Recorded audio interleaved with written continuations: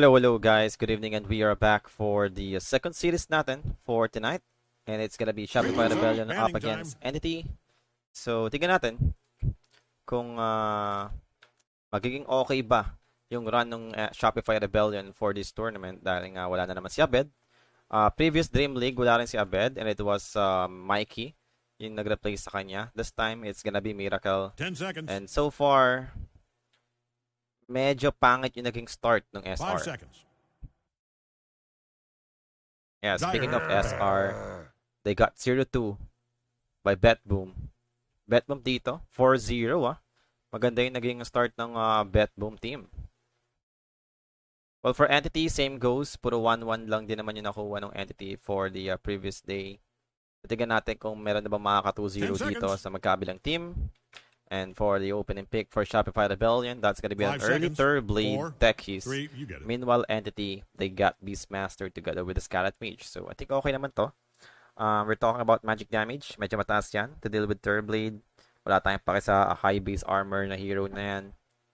Wild Axe. And then yung skill ng Scarlet Mage. I think enough naman na yun para ma-pressure itong third blade dito. Waiting sa lang tayo for the 5th ban. And who is it gonna be?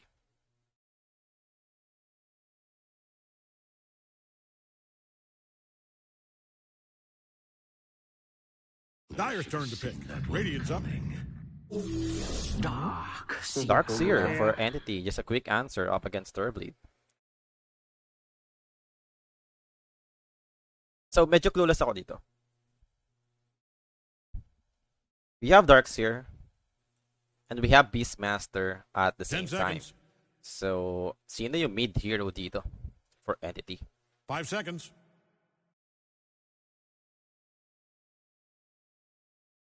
Doon ka biglang mapapaisip eh.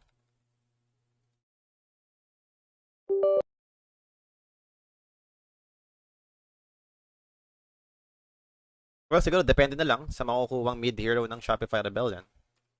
Kung sino yung mas okay i-lane ng Entity, doon na lang ata tayo mauuwi dito.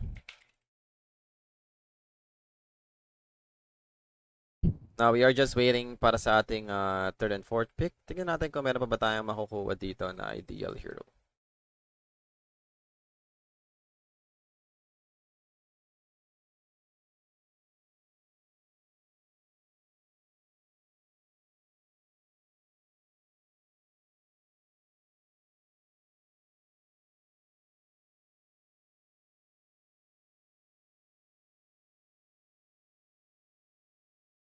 Radiant knows just who to pick here, I'll bet. Ember Spirit. Well, there goes the Ember Spirit para sa ating 3rd pick. Excuse me.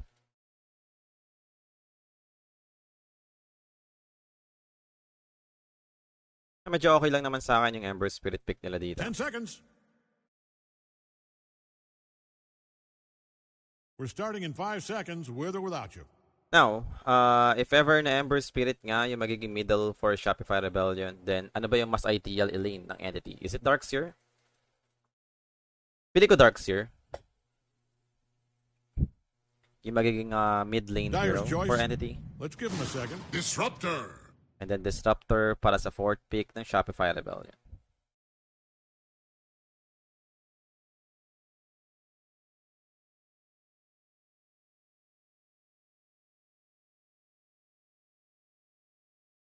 $10 seconds. Sino pumalit kay Miracle sa Enigma? Hindi naman siya na-remove. On break pa rin naman si Miracle. So, ngayon, yung player ng Enigma is si Mikey, yung kanilang mid lane.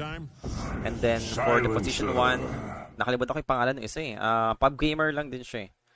Yung post 1 ng Enigma ngayon. Nakalimutan ko lang yung name. So, Silencer will be picked by Entity. At least ideal sila mag-initiate dito. Having this Silencer on their side. Pwede silang mauna mag-initiate, then pop the global silence. Goods naman yun para sa akin. Now, probably we're waiting for the good position 1 hero na pwedeng makuha dito ng Entity. Alright, Dire gets to ban.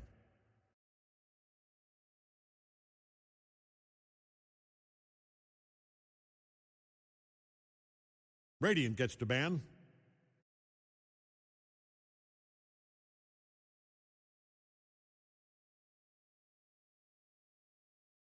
Slark will be removed.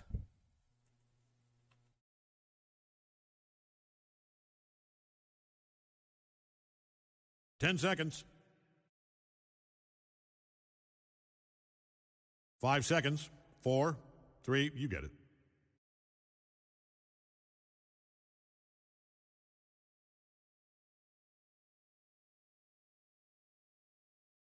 Dyer gets the ban.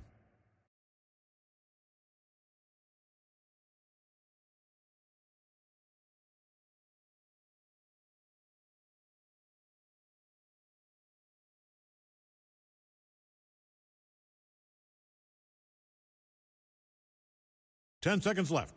Well, 8 now. We're starting in 5 seconds, with or without you.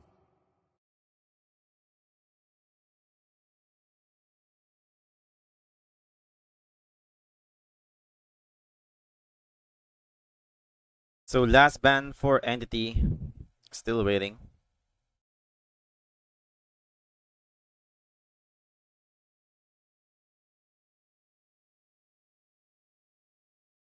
Radiant's up.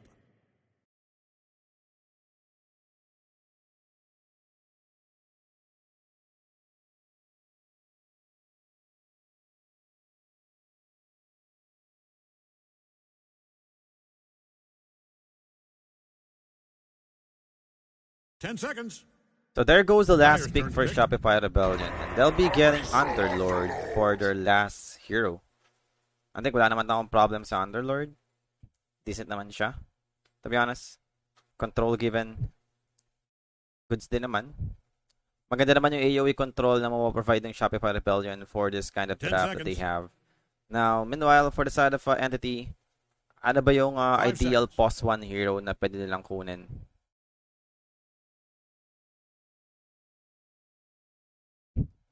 Meron pa ba tayong available na position 1 na medyo okay naman up against Third Parang naubos. Excuse me.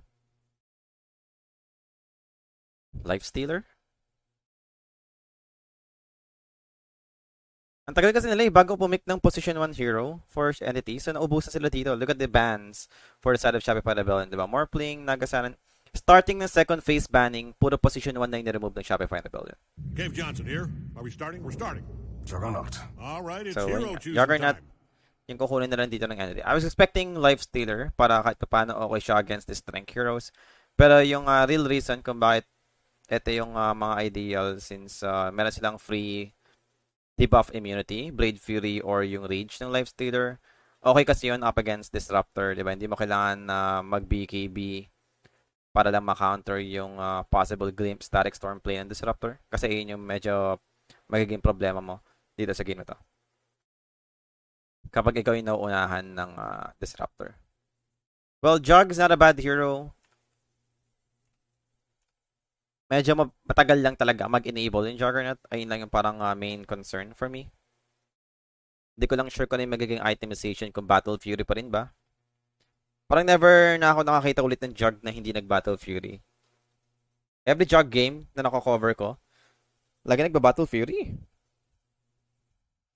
Kala ko nga dun sa recent changes natin sa mga items, diba? Yung na-upgrade na yung Diffusal Blade, ganun. Feeling ko, ideal na mag-Diffusal Blade si Jug, pero mukhang di pa rin naman. Ganun yung magiging approach. Same pa rin naman, Battle Fury. Ang mahal kasi ng Battle Fury. I mean, pagdating sa lane, diba? Usually, inuuna mo yung Ring of Health before. Kaya parang okay siya kunin para sa lane stage, yung early item Battle Fury kasi magkakaroon ka ng Ring of Health, then meron ka ng regeneration para sa lane mo. Ngayon, ang mahal nung component yung bagong item, yung merong regen sa mana tsaka sa HP. Hindi na kasi Ring of Health tsaka Voidstone yung component ng Battle Fury. And mga 1.2k gold ata yun. So mag-i-import ka ng 1.2k gold para lang magkaroon ng sariling regen sa lane mo. Cornucopia ata. Ayun ba yung tawag? Yeah, Cornucopia. So, 1.2k gold. Diba? Unlike before, parang andali lang bilhin ng Ring of Health.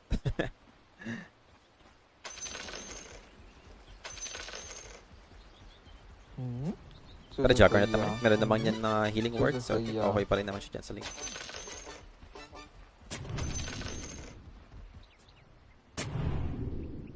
Well, look at that. Sobrang nakakapusan lang talaga kasi ko sa damage masyado ng Juggernaut kapag nag-Omni Slash, kapag Battle Fury yung itemization. Wala kasi ganong attack speed na provide. Mabilis siya mag-farm kapag nag-Battle Fury. Ayun yung kinagandaanan. Pero yun nga, hindi siya yung maaga nag-enable kasi nga first item Battle Fury. Hindi naman nakakatulong yun in terms of attack speed. Damage lang talaga yung napaprovide. Alright, gang, 30 seconds. And even yung stats, ang dali mong patayin kapag Battle Fury lang yung item mo. So wala naman tayong smoke play. Tamang ambangan na naman dito sa magkabilang side yung kaparehong team. Tamang chill casting lang muna tayo guys if it's okay. Mahaba-haba nga yung ganitong schedule natin na ilang araw ba to. Almost 2 weeks kasi itong tournament na to eh. Almost or talagang 2 weeks talaga. It all comes down to you and your teammates, technically, but no good. Firestorm will be dropped. They have the Arcane Curse, God Grenade, Tekis dropping low, switching into Salve para lang makabalik agad sa lane. Kaya nang umuwi ng base dito.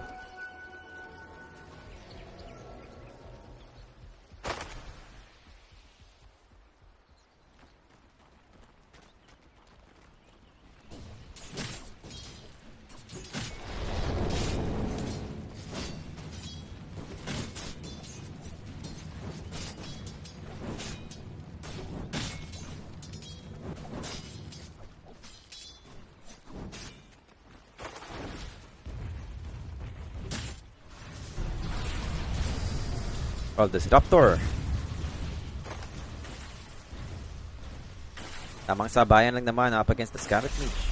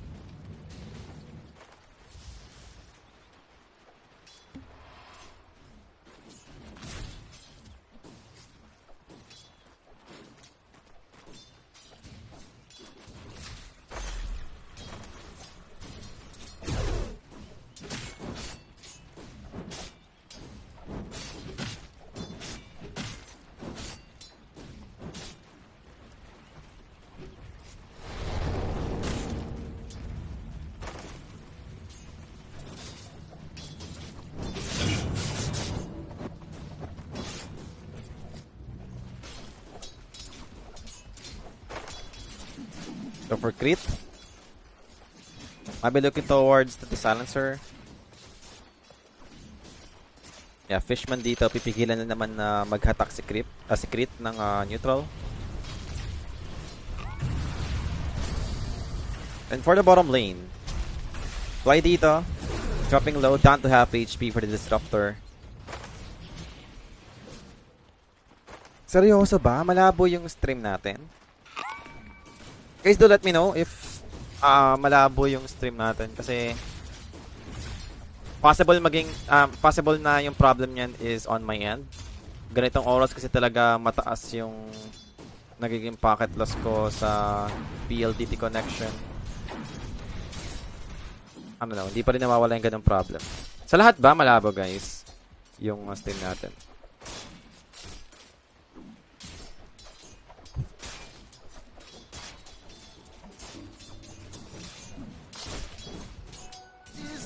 That's not yours. Hindi na naayos-ayos yung ganitong problema ng PLD. Miracle dito. He's dropping low. He's up against a Beastmaster. So medyo masakit yan. Wild access.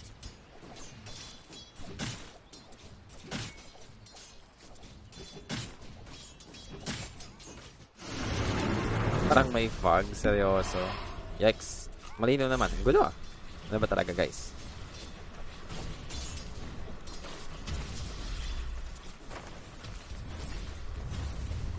Try ko magpalit ng terrain, ma'am. Hindi ko kasi account eh. Itong nakalagin dito.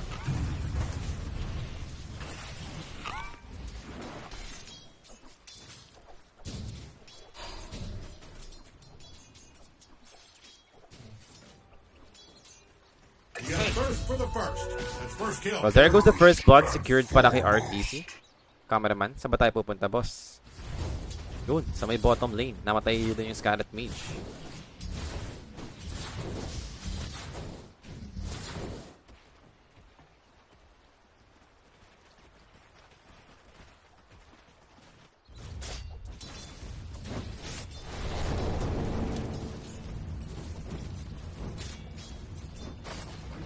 Okay na, yun. Yeah, pasensya na guys. Kung napapansin nyo, parang medyo... tawag ko dito. Minsan biglang humihinto. I mean, meron tayo packet loss na 2. Running 2 to 5 yung packet loss. Gusto ko na magpalit ng internet provider.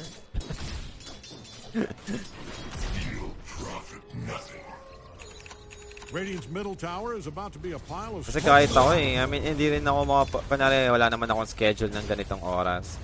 Yeah, usually kinukuha kong schedule is yung mga pang tanghali. Kasi si Ate Sherry, di naman siya PLD. Wala naman siya problem kapag ganitong oras sa internet niya. Para sa aming mga PLD kasi, pagdating ng ganitong oras, bumabagal. Kaya minsan gusto ko na magpapalit ng internet provider.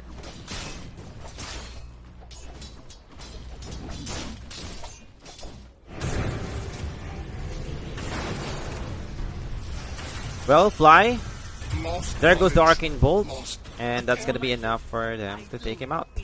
So Fly goes down. 2-1 yung score natin dito. 1k lead pa rin naman para sa Shopify Rebellion. And still looking good. Dyer's scanning all over for enemies. Para sa third blade. Since siya nakakuha ng first blood, crit dito will be helping out. Blast off for the follow-up. Toby dito, surge out immediately. And as for crit, he needs to be careful. Toby mabubuhay naman. Securing the Lotus, the healing Lotus as well. So meron naman siyang Ring of Health dito and almost available naman na yung kanyang Vanguard. I think goods naman na yan para sa ating Darkster. Once Vanguard is up, medyo may hirapan na dito yung Shopify Rebellion para lang ma-pressure tong Darkster.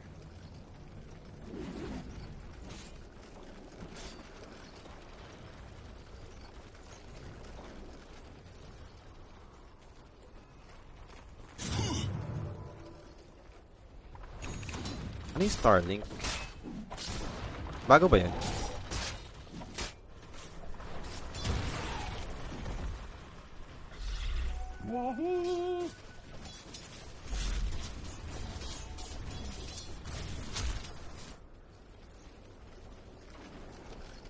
You can tell Dyer's middle tower is in trouble from the way it's being destroyed as a... Well, Primal Roar use, Miracle dito, gonna do survives, pops the Flame Guard, heal man up, Lemon out, back to safety dahil nagtitipin na rin yung Silencer.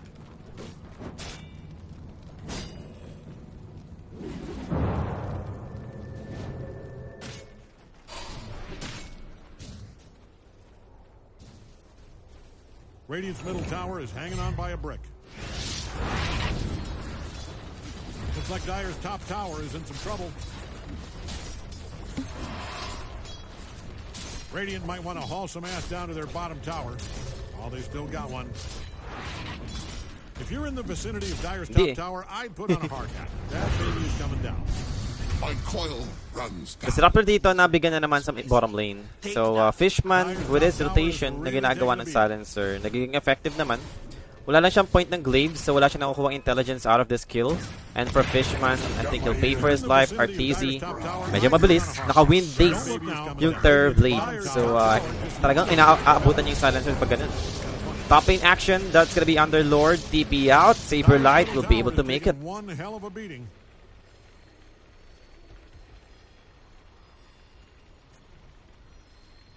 Wala pa namang boots yung Silencer.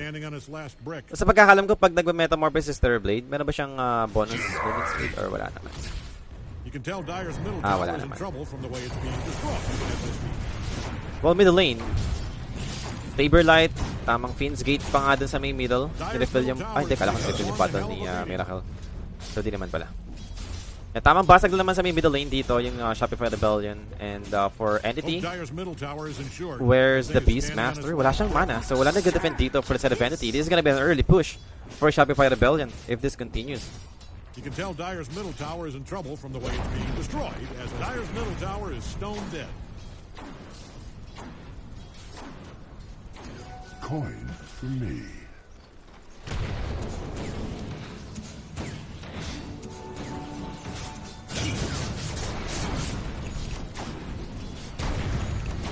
Dire is scanning for enemies. Probably hoping to catch a glimpse of them new.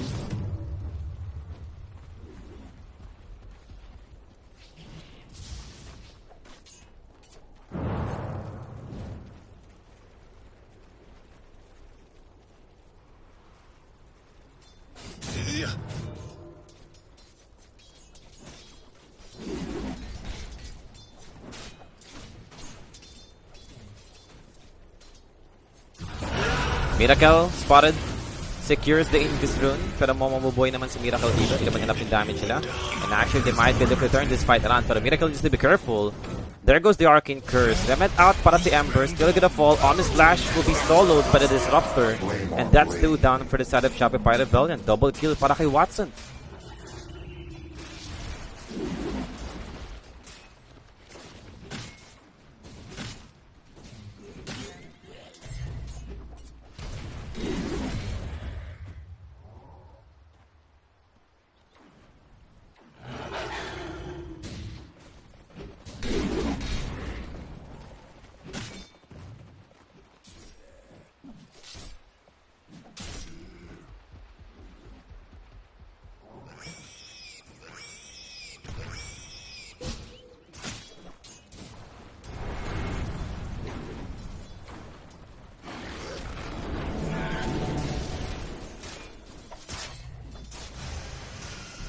Okay. Yun pala yung name nun. Alam ko yun eh, yung kay Elon Musk nga.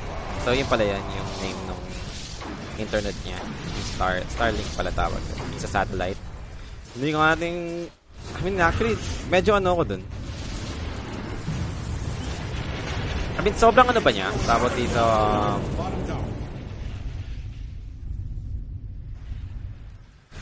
consistent talaga yung speed niya. I mean, paano pag may mga bagyo or anything, baka bumagal talaga, ma-affect naman ng mga ganong cases. Kasi nga satellite siya, di ba? Mahal yung ano nun eh. Yung installation, yung babayaran mo dun, yung parang device. Yun yung mahal dun eh. Primal Roar used, and that's gonna be Ember down.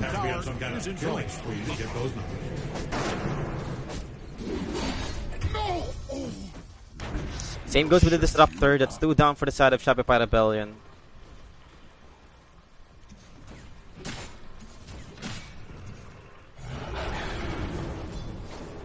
Looks like Radiant's top tower 35k, diba? Yung parang babayaran mo dun eh, yung device. Ang mahal nun.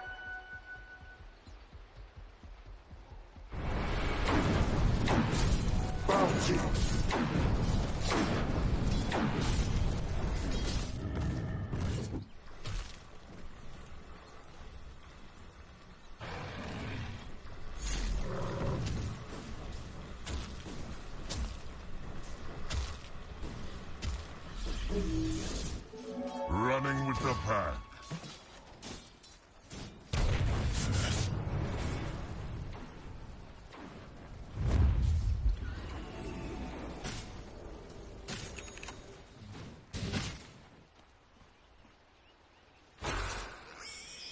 Radiant scanning for enemies.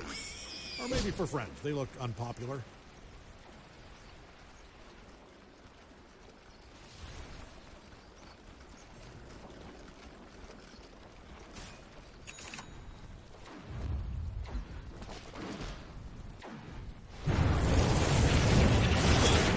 Well, for the Juggernaut, he got caught, he goes down. Juggernaut dead for 30 seconds. And Primal Roar will be used. Ember Spirit dito. Global Silence for the follow-up, so di mawawala yung Arcane Curse. Continues pa rin naman yung damage and slow. Miracle will be taken out.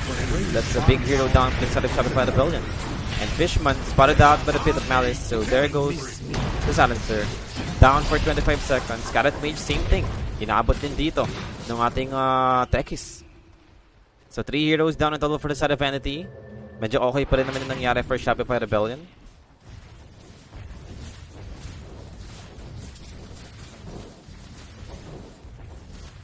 Dire's top tower is really taking a beating.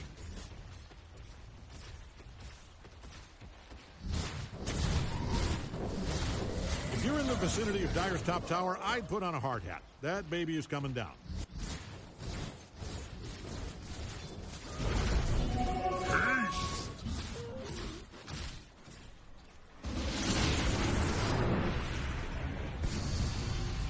Fly. Well, there goes the Ember. Nice blast up from Crit. Gonna drop the proximity mines. Takes out the Silencer immediately. And the vacuum ball over 2 heroes. Miracle dito. Remnant out back to safety. And as for Crit, he'll be the casualty here for the side of Shopify Rebellion. So even exchange na naman nangyari. But this is gonna be an insane stacks na pwedeng makuha ng Entity. Wild access para kay Stormstormer. Available naman. And speaking of Stormstormer, ano ba naging item niya dito? Aghanim Scepter available na para sa Beastmaster. And Shopify Rebellion, makukuha pa rin naman nila dito yung Ancient Stacks. So I think okay pa rin naman yun para sa Shopify squad.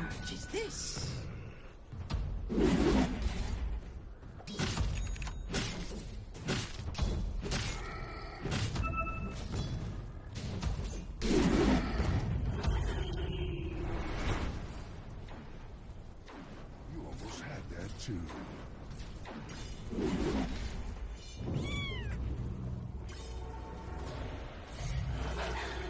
Dire's middle tower is taking one hell of a beating.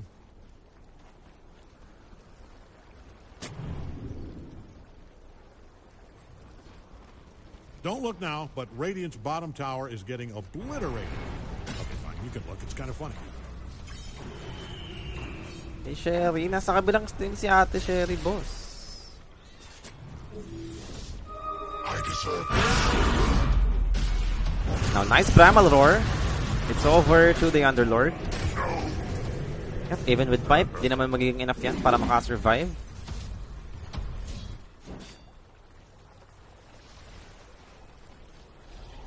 Radiant's middle tower is hanging on by a brick.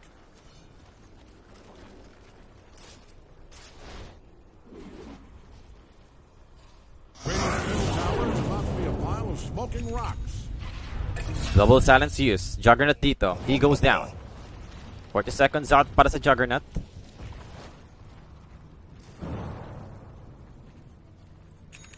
So, ayun yung kinagandaan ng Static Storm. Kapag naunahan yung Juggernaut, then pwede rin kang mabigyan. Game 1 pa lang po. Yes, this is the game number 1. And Fishman dito gets spattered out by Miracle. And Crit will be the one to secure the kill. Actually, magkakampi to before, no? Sila Crit, tsaka si Fly and Miracle.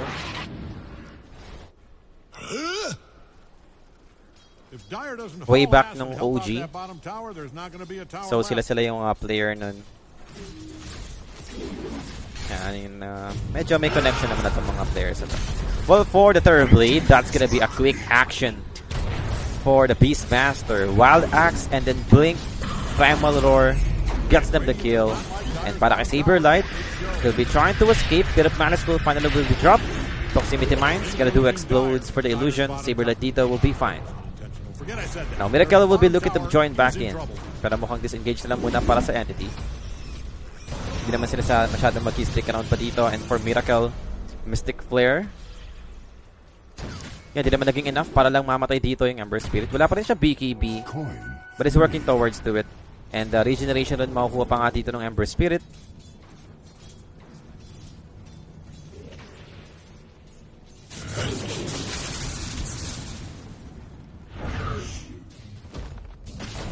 a gift from the tempest of battle.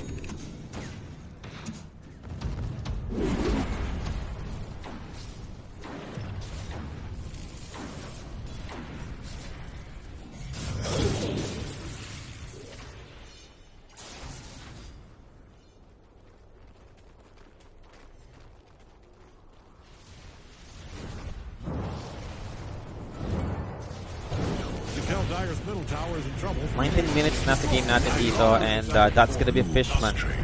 Again, inabot na naman dito ng Emperor Spirit together with Tekis.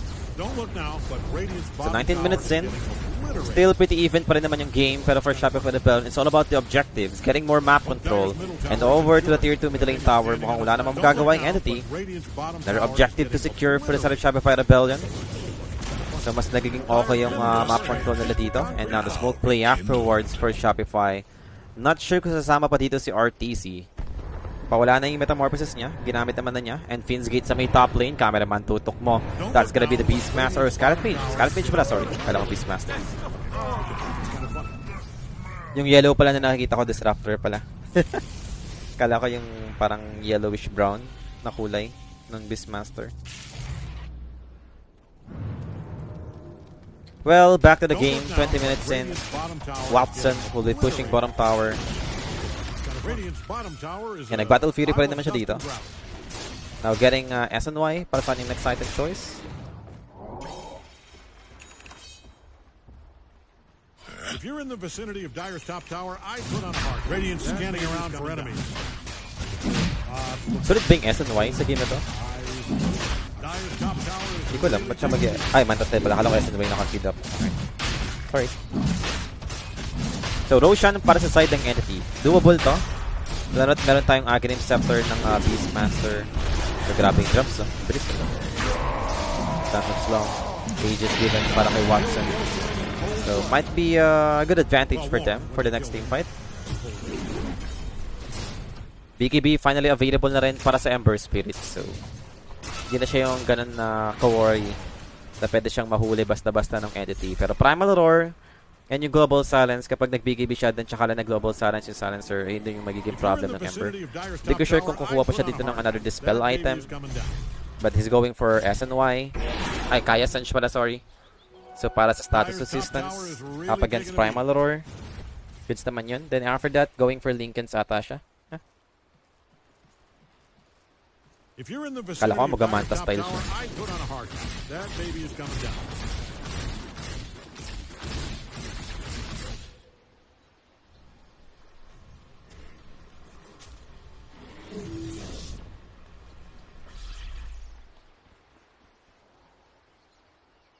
Don't look now, but Radiant's bottom tower is getting obliterated. Okay, fine, you can look. It's kind of funny.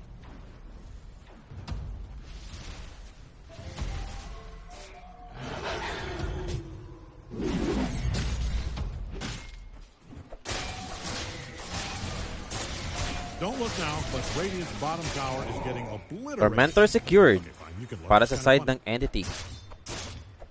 And Shard was given to Silencer. Wala naman siyang point ng Glaives, so I think useless pa tong Shard upgrade for Silencer.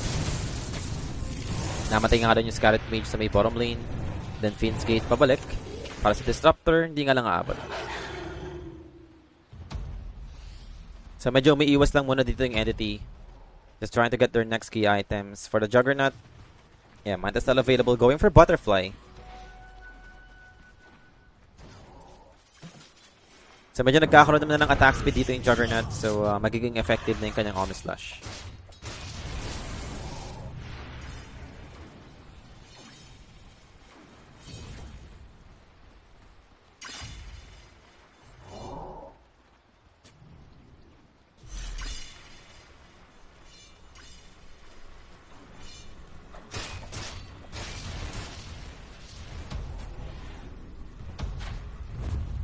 Dire doesn't haul ass and help out that bottom Well, tower. here we There's have not it. gonna be a Performance tower move left. play for the side of Entity.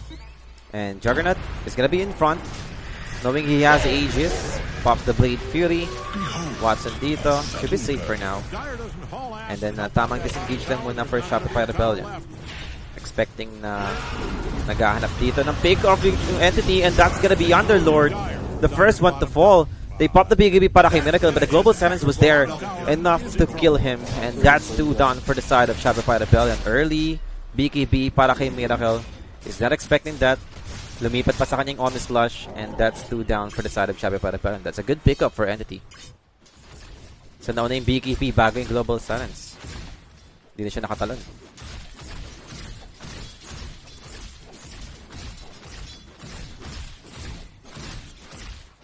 Farm pa rin naman para sa third blade. I have Skadi para sa kanyang next item choice.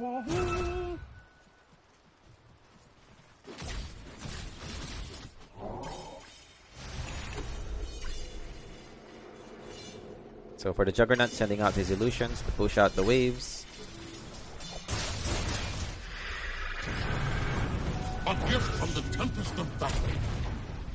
If you're in the vicinity of Dire's top tower, I'd put on a hard hat. That baby is coming down. Don't look now, but Radiant's bottom tower is getting obliterated. Okay, fine, you can look. It's kind of funny.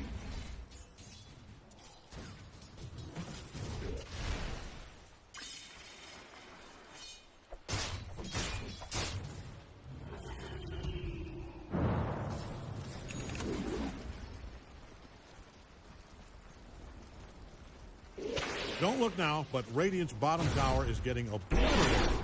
Okay, fine, you can look. It's kind of funny.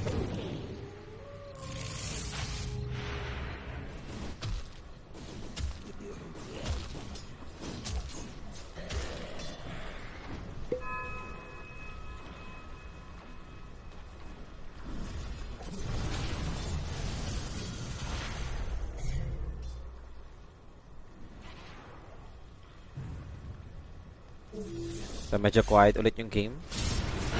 Actually, ito, nagkakitaan na naman sila dito. That's gonna be Primal Roar over to the third blade. Gonna pop the BKB para kay RTC. They have the Lotus Orb protecting him right now. And now over to the Darkseer. Ano ba, maghahabol ba sila dito? Mukhang disengage lang muna para sa magkabilang side. And for the Ember Spirit, wala naman siya pake. Just pushing out this mid lane. Yun lang naman yung magiging priority dito para kay Miracle. And then back on farming lang ulit para sa side ng Entity. And that's it. Going for Butterfly na yung Juggernaut. Wala na siyang Aegis. So they need to be careful once again. Knowing na walang Primal Roar, might be Shopify looking to push this tier 3 top tower. Still, they need to be careful. Wala rin PKP si RTC dito. Pops the Metamorphosis.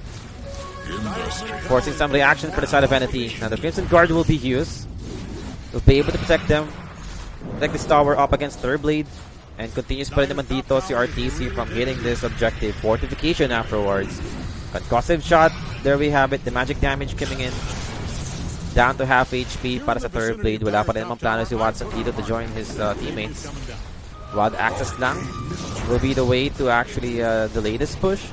Range tracks, Primal Roar, RTC is gonna be in trouble. Alexander will be there. The force stuff comes in. Vacuum, wall, RTC finally goes down, but same goes to the Underlord. Both dead for the side of Shopify Rebellion. Now for the Ember Spirit, he'll pop the BKB. Tries to escape. TP out, back to safety. Wala naman tayong basher for the Juggernaut. So mabubuhay dyan si Miracle, but not Fly. Fly dito has been spotted out. Nice glimpse over to the Beastmaster, but still have the vision over to the Disruptor. And Toby with his surge will be able to get on top of him. Another kinetic field used para kay Fly. Wall used. And Fly dito. Finally, he goes down. Wala pa palang wall nung time na yun. Yung teamfight na yun up against Third Blade. So that was a cocky move for Shopify Rebellion. Knowing na walang BKB in Third Blade, pinilit pa rin nilang kunin yung objective. And as a result, Entity getting more gold. And that's 6k advantage na para sa side ng Entity Gaming. Ang weird na ginawa doon ng Shopify Rebellion. Sobrang in-underestimate nila yung burst potential ng Entity up against Third Blade na walang BKB. And now, finally, Butterfly available na kay Watson. It's another problem for them to address evasion na meron dito si Watson. Radiant's top tower has bit the flames rush forward. Man, Radiant does not like Dire's bottom tower, and it shows. Hate you for this.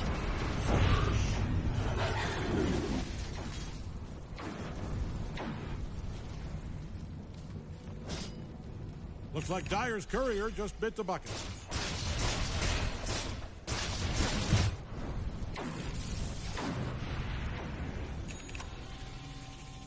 Looks like the Dire figured out where Radiant's top tower is.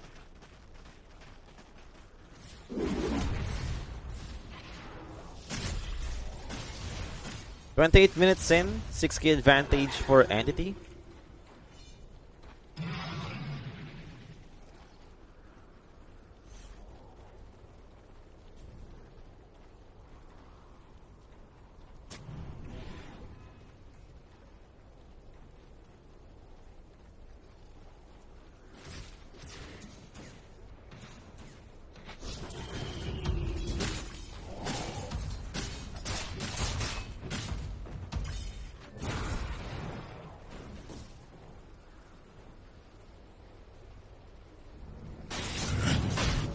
So, Roshan muna ulit para sa side ng Shopify Rebellion.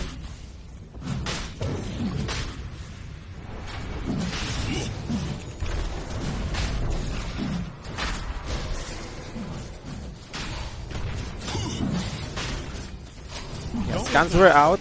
Entity knows this. Pero wala namang gagawin yung Entity dito. They'll be looking to push the tier 2 bottom tower instead. In position na rin kasi yung Shopify Rebellion, so masyadong malabo na si Entity para i-contest ng Roshan. So back on farming lang para sa Entity.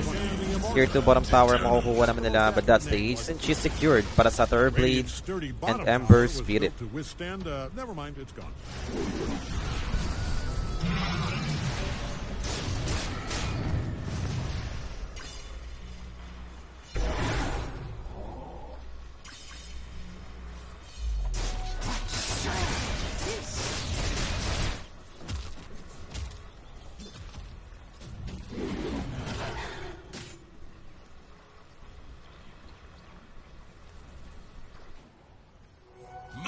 Don't look now, but Radiant's bottom tower is getting obliterated.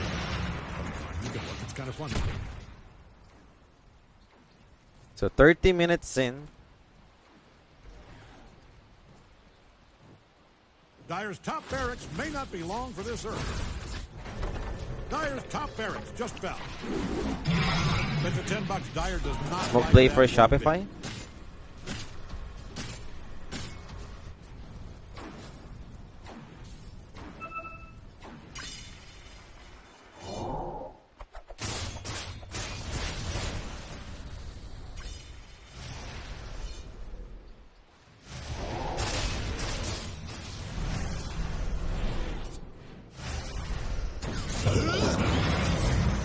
Scarlet Mage.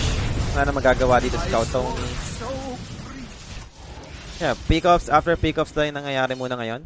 And this is good. Refresher Orb available na para sa Beastmaster. Kailangan nila dito ng Lincolns or anything that might be able to help the Thunderblade survives the double roar na meron yung Beastmaster. Aegis is on to the Ember Spirit. Actually, it's gooding up Lincoln Sphere para sa kanyang next item choice. Lotus Orb lang yung meron tayo dito para lang dun sa Beastmaster's ultimate.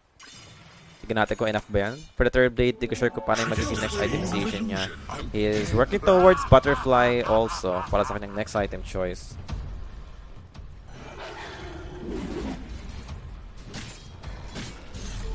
The Juggernaut's power is doubled.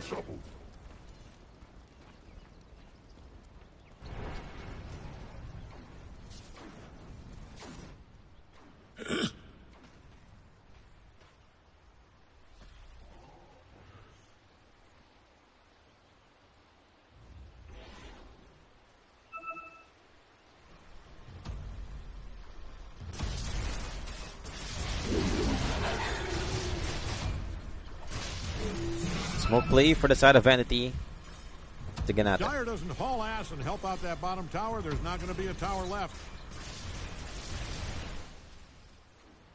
Radiant's middle tower is about to be a pile of smoking rocks. Good stuff. Radiant's courier just took a dirt nap. Man, Radiant does So not pwede like mag-backfire Dire's tong bottom tower, B-Fly and it pick-off shows. ng Thunderblade. Pero goods naman yan, evasion. Up against his illusions sa wall ng Darkseer. I think it might help. Yet I said that. Yun nga lang, magkakaroon din kasi ng illusion niya. Pero meron naman sila mga magic damage dito to deal with the illusions ng Thunderblade. So I think yun naman yung naging reason kung bakit nag-butterfly pa rin dito si RTC. Kasi yun yung papatay sa kanya dito, yung illusions niya sa wall ng Darkseer. So evasion is a good answer. Or maybe iwasan mo na lang talaga yung vacuum wall.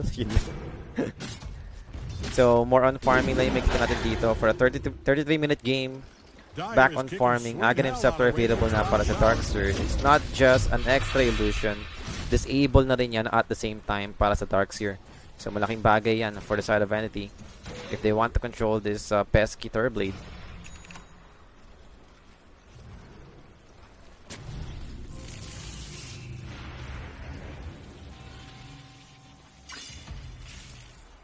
And for the Juggernaut, BKB is up.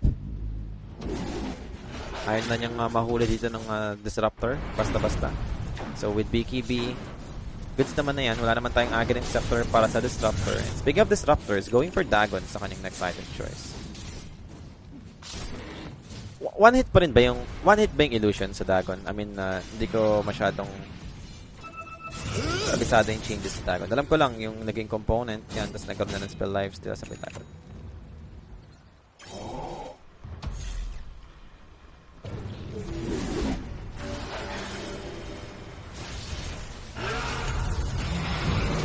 Oh, nga, one hit na lang yung illusion. One hit. So, speaking of illusions, the vacuum wall has been dropped. That's 2 down already for the side of Shopify Rebellion. Ember Spirit still namatay ng Allen with the Aegis. And the vacuum over 2 again. And now Turby gonna pop his BKB Metamorphosis.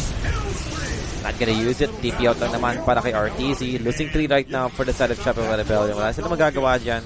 And that's a big win for Entity. Even with Aegis available, walang nagawa yung Shopify Rebellion. Juggernaut, sobrang yaman na. And now, they'll be getting Side of Vice para sa ating Scarlet Mage. This is gonna be scary. Nagkaroon pa ng extra control yung entity dun. Instant control yung entity aside from the primal roar ng ating Beastmaster. Mukhang mahihirapan na dito yung Shopify Rebellion. Medyo malabo sila makarecover dito sa ganitong items na meron ng entity. MKB will be the next choice para kay Watson. So, mas lalong sasakit na yung damage netong Juggernaut. And yung butterfly na nakuha dito ni RTC, wala na rin magiging answer against sa Juggernaut.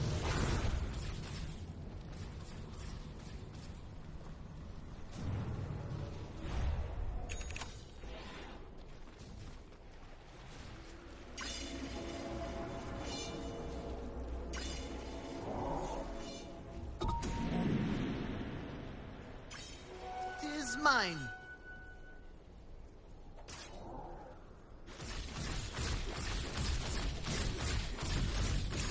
Coin for me.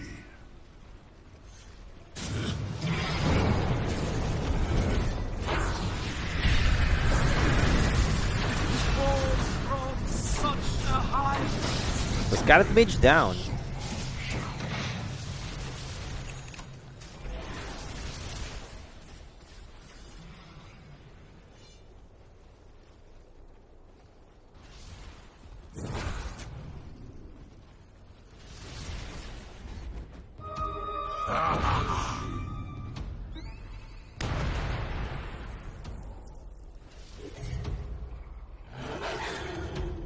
Dire's courier has lost its brave battle with a bunch of swords and fireballs. Taken too soon.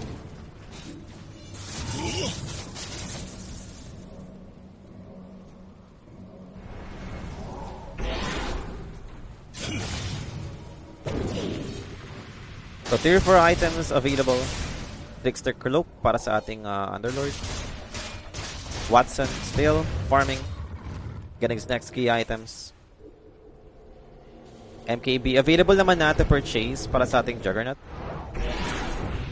And right after that, possible siyang mag-Aghanim's Blessing. Yung mga ganong items. I think malaking bagay na yun para sa Jug. And Roshan natin, pwedeng nighttime, pwedeng daytime. I think malaki chance na daytime makuha to ng entity. Tignan natin yung added time. Tignan. 1 minute and 20 seconds. So, possible nga.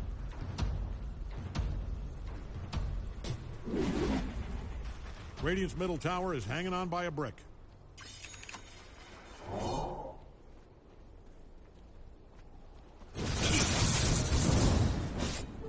Double damage. Radiant's middle tower is about to be a pile of smoking rocks. So, mas mayaman yung Darkseer compared to Ember and Underlord. And then halos same net worth lang yung Beastmaster, Juggernaut. Mas mayaman pa rin naman yung Terrorblade. Pero anong gagawin ng net worth mo if you can't actually hit? The Primal Orb was there. Static Storm will be dropped upon the Beastmaster. Gonna pop the BKB, Refresher Orb at the same time. Terrorblade dito, still alive. Primal Lord this time over to the Underlord. And look at the damage coming up from Watson. That is too much. It's destroying them. Now for the Thunder available on Terrorblade. Will he use it? They can't actually find a target for it, and the Omnis Dash will be able to kill them both. Triple kill secured para kay Stormer. And over to the next one. It's gonna be Miracle. Remnant out, TP out. Can he make it? Yes, he can. Ember 2 survives, but that was an ugly fight for the side of Shopify Rebellion. Grabe yung damage ng entity. Grabe yung damage ng Juggernaut.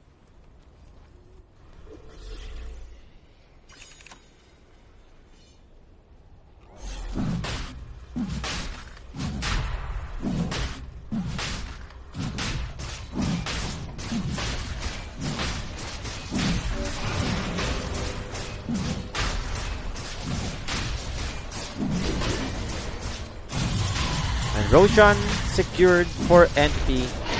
Hindi nila inantay mag-daytime para sa Aghanim's Blessing. So, Refresher Shard given to the Darkseer. Double wall yung makikita natin dito sa next team fight natin. Double vacuum wall. Ang sakit niyan, boss. This might be the final push for Entity. Wala pa ngayong MKB ng Juggernaut ng time na yan. So, what if available na yung MKB ni Watson? Then, mas lalong walang gagawin na dito yung Thursday. Mas lalong hindi siya makaka-survive against Juggernaut.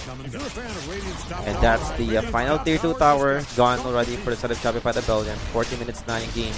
And continues pa rin naman dito yung Entity in getting this objective. Tier 3 top tower, Watson will be approaching. Meron naman siyang healing ward if needed. Parang wala naman ditong way yung Shopify Rebellion to take out the healing ward ng ating Juggernaut. And Blade Fury out para sa Jug. Glimpse, Static Storm over to the Darkseer. I don't think they have that one for this. And even with Third Blade, parang hindi enough para mapatay din si Toby. Now, MKB secured para sa ating Juggernaut. Na-deliver na rin.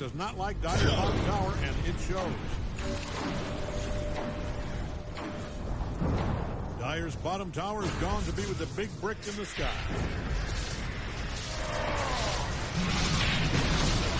Radiant's top tower just got them off. Now there goes the vacuum wall to start things fight. And now Terblade forced up out, back to safety. Meron pa na siya Metamorphosis. Reflection will be used. Watson needs to be careful. Dropping low to the illusions. The reflection on the stat will be committed. Bouncing in onto the Underlord, onto the Ember Spirit. Underlord still alive. The force up will be able to keep him alive. And there goes the vacuum. A beautiful vacuum coming out from Toby, but he's out of mana and needs to be careful. Backing off for the Darkseer. Terblade bumps the Metamorphosis and down he goes for 68 seconds. No, I mean, does have a buyback for the Terblade, and there goes the normal punch onto the Underlord. And Shopify Rebellion, they're losing this fight. Juggernaut still has the Aegis for 2 more minutes. Though wala na siyang Omni Slash, pero available pa rin naman yung tools niya like BTB, Blade Fury, Wall again will be used para sa ating Darkseer. Third Blade, ayaw pa rin niya mag-buyback. Wala siyang Metamorphosis dito, so even if he bought back, medyo limited lang yung pwede niya ma-provide sa kanyang teammates. And now for the Ember, he's doing his best. Blast off, nicely done, but they have the BKB for Toby. Making sure he won't die. Watson dito will be continuing to push. Blade Fury used on. Look at the lifesteal. Grabe naman yun. Nag-proc lang yung kanyang Blade Dance. Tignan kala mo may Satanic, and now Underlord dito will be taken out completely down for 65 seconds. And going for the range tracks. Secures this for the side of Entity. Going for the mini tracks afterwards. Walang magawa dito yung Shopify Rebellion. Radiant's middle barracks just fell. 2 set of racks down para sa side ng Shopify. And Watson. Healing ward. Available naman na. Blade Fury used para lang mabasag dito yung third tower sa may bottom lane. Underlord will be using his buyback to instigate onto the backline. And there goes the Underlord. Quick silence from the Scarlet Mage. They managed to bring down the Ember Spirit. He'll bot back. Try to go to the fight. Digging to pop by the third blade. Kasi natin yung Mortimer's yet for 50 seconds. Remnant in para sa ating Ember Spirit. Juggernaut still alive. Full HP. Still has the Aegis. Will be looking for his next possible target. Firestorm will be dropped. Darkseer is gonna be in trouble. Toby dito. Well, it's falling low. Finally, he goes down. Thunder will be used by the third blade. Drop the HP auto Tomy. Tomy goes down as well. Buyback for the Darkseer. They're trying to continue this fight. Watson dito. On to his next target. Crit will be saved by the Glimmering Cape. Watson dito. Well, Omni Slash finally available. Does have the Aegis still for a full minute. Wala silang magawa. Hindi na nga nila pinapansin yung Juggernaut kasi parang unkillable pa siya. And meron pa siyang Aegis. And now the Bamal Lord to start things up. Lotus Orb will be able to protect the Terblade from the Omni Slash. But they'll ignore this. Terblade will man up. Vacuum Wall will be right there onto multiple heroes. Terblade looking for the support hero first. But the Ember goes down already. Same goes to the Underlord. Doesn't have their buyback right now. And Blade Fury onto the much easier target. Crit will be next. Can he escape from this? Glimmering Cape available once again. Watson might be continuing to push. Pop the Manta Spell, dodges the Glimpse. Grabe naman si Watson dun. And this is gonna be mega secured for the side of Entity.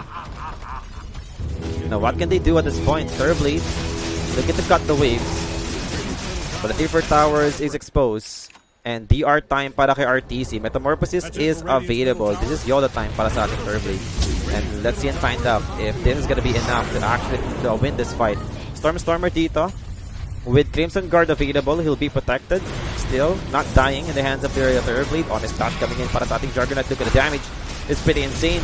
With the controls given, Turblade dito taking out, and game should be over. That's GG has been called. Game number 1 belongs to him.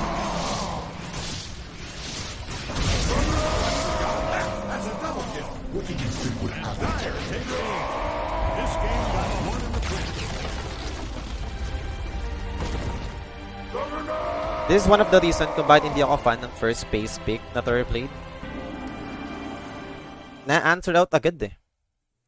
And props to, what do you call this? Entity. I mean, even though meron silang Beastmaster, I think Shopify, we're not expecting na kukuha pa sila ng Darkseer for Entity. Hindi na remove yung Darkseer kahit meron silang Turblade kasi na-expect nila Beastmaster offlane na. Pero that's not the case. Diba? Nag-Beastmaster mid lane dito yung Entity, and then getting Darkseer, a big counter up against Turblade sa mga team fight with Vacuum Ball, and then Juggernaut with the proper itemization. Naging enough din naman yun para lang matalo dito yung Shopify Rebellion. I think the biggest mistake for Shopify is nag-slow down sila. And then yung sobrang risk na ginawa nila dito is yung in-approach nila yung high ground dun sa third tower sa top na walang BKB yung Turblade. Cooldown pa yung BKB niya. Hindi ko lang kung bakit ang tapang ng laro dun ng Shopify Rebellion. Pero ayun yung naging one way para lang makuha na ng Entity yung game na to. Well, that's it for the game 1. Magbabalik pa naman tayo for the game 2 after the short break. Thanks so much for watching and be right back tayo.